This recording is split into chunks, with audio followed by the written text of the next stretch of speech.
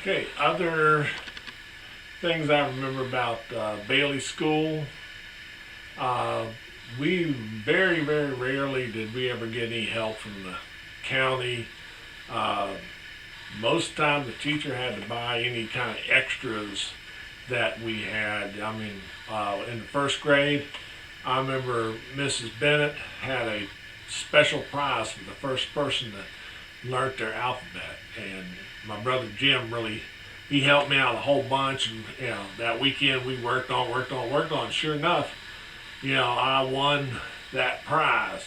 The prize was a peppermint candy stick. And I thought, oh my word, all that work for one peppermint candy stick. But that's the way it was.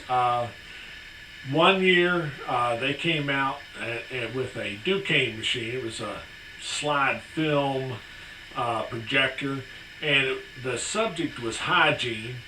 It had a little cassette or some sort of sound to it, and they showed you all the different things you should do, brush your teeth and all that stuff.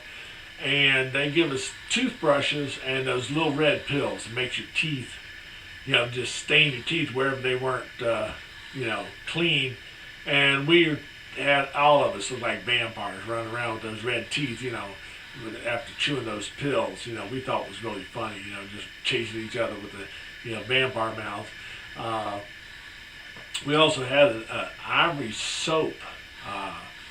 It was a poster board that had your name on it and date, and each morning the teacher would do a health inspection and check your fingernails and your hair and if you're clean and all that. Well, I don't remember getting better than once we ran out of those little ivory soap bars, we had to use gold stars or silver stars, or an X. You didn't do very well. I got a lot more X's than I ever did even silver stars. The girls, perfect all the time. They were always showed up clean. Us boys, we had dirty fingernails. We had dirt behind our ears. And our shoes were a mess, and we were a mess most time.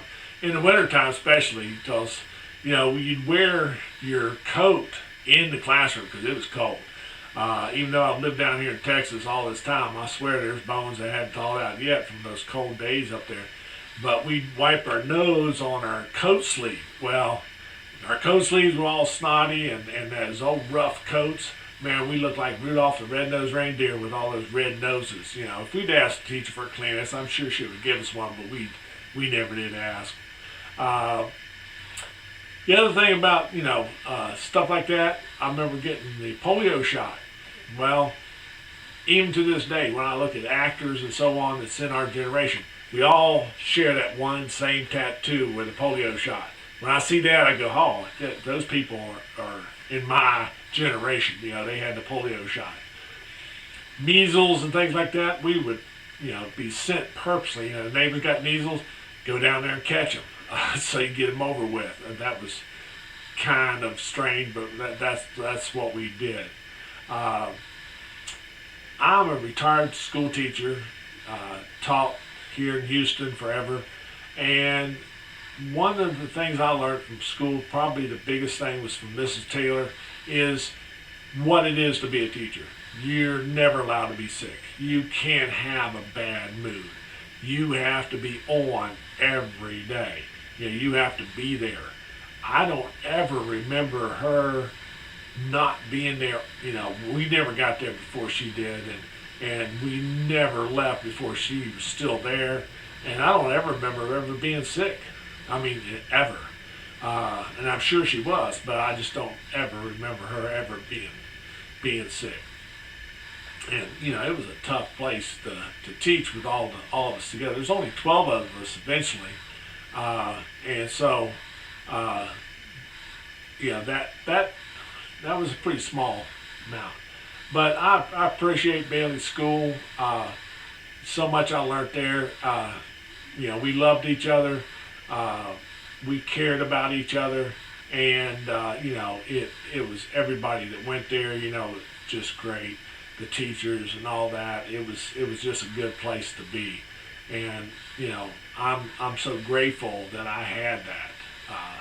And I'm so appreciative that I was able to go to that school and have, that experience. It has helped me my whole life. But, as I said, there's a million stories, and, it was good times. Thank you.